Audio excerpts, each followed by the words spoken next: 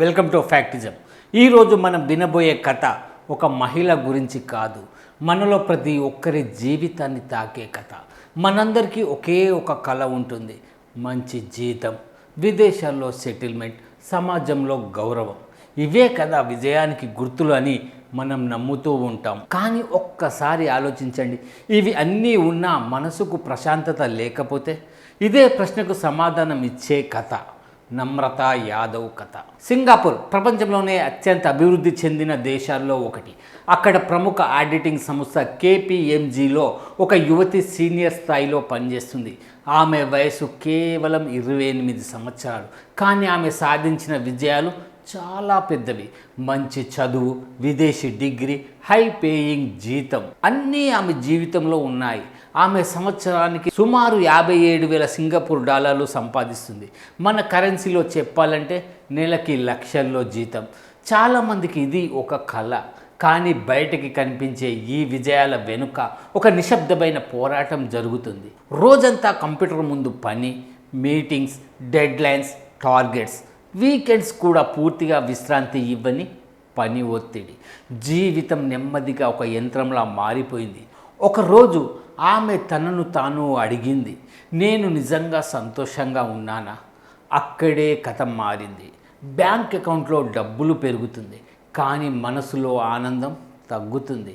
ఇది చాలామందికి జరిగే విషయం, కానీ చాలామంది అంగీకరించరు. ఆమె మాత్రం అంగీకరించింది.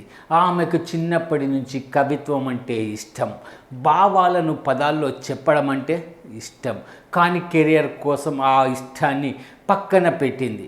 సింగపూర్లో ఉన్నప్పుడు మళ్ళీ కవితలు రాయడం మొదలెట్టింది.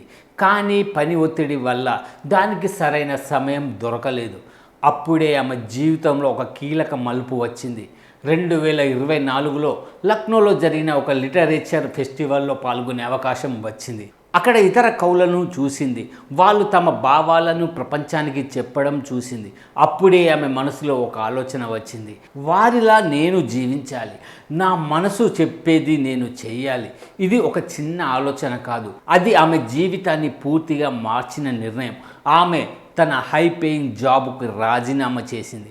సింగపూర్ లాంటి దేశాన్ని వదిలేసి ఇండియాకు తిరిగి వచ్చింది. ఇది విన్న ప్రతి ఒక్కరూ షాక్ అయ్యారు. ఇంత మంచి జాబ్ వదిలేస్తావా? నీ భవిష్యత్తు ఏమవుతుంది? ఇంత పెద్ద రిస్క్ ఎందుకు? ప్రశ్నలు చాలా వచ్చాయి. కానీ ఆమెకి ఒకే సమాధానం ఉంది, నాకు మనశ్శాంతి కావాలి. ఇండియాకు వచ్చిన తర్వాత ఆమె జీవితం పూర్తిగా మారిపోయింది. కార్పొరేట్ ఆఫీసులు, మీటింగ్స్ అన్నీ పోయాయి. ఇప్పుడు చిన్న ఫ్లాట్, ప్రశాంతమైన జీవితం.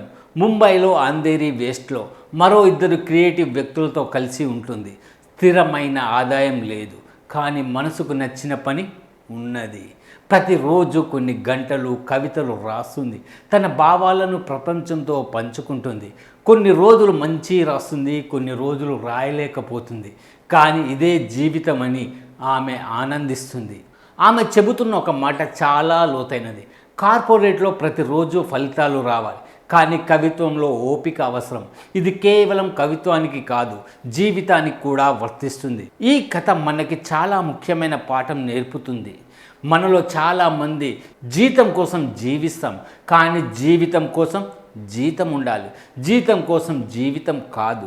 డబ్బు ముఖ్యం, కానీ మనశ్శాంతి ఇంకా ముఖ్యం. కెరియర్ ముఖ్యం, కానీ మన ఆనందం ఇంకా ముఖ్యం. ఇప్పుడు ప్రపంచం మారుతుంది. 2026లో AI వల్ల ఉద్యోగాలు మారుతున్నాయి, కార్పొరేట్ ఒత్తిడి పెరుగుతుంది. ఇలాంటి సమయంలో చాలామంది స్లో లివింగ్ వైపు వెళ్తున్నారు. స్లో లివింగ్ అంటే జీవితాన్ని నెమ్మదిగా ఆస్వాదించడం, ప్రతి క్షణాన్ని ఫీల్ అవ్వడం. ఈ మహిళ తీసుకున్న నిర్ణయం అందరికీ సాధ్యం కాకపోవచ్చు, కానీ ఆమె కథ మనలో ఒక ఆలోచన కలిగిస్తుంది. నేను నిజంగా సంతోషంగా ఉన్నానా? ఈ ఒక్క ప్రశ్న మీ జీవితాన్ని మార్చగలదు. ఆమె కుటుంబం మొదట ఈ నిర్ణయాన్ని అంగీకరించలేదు, కానీ ఇప్పుడు ఆమె పట్టుదల చూసి మద్దతు ఇస్తుంది.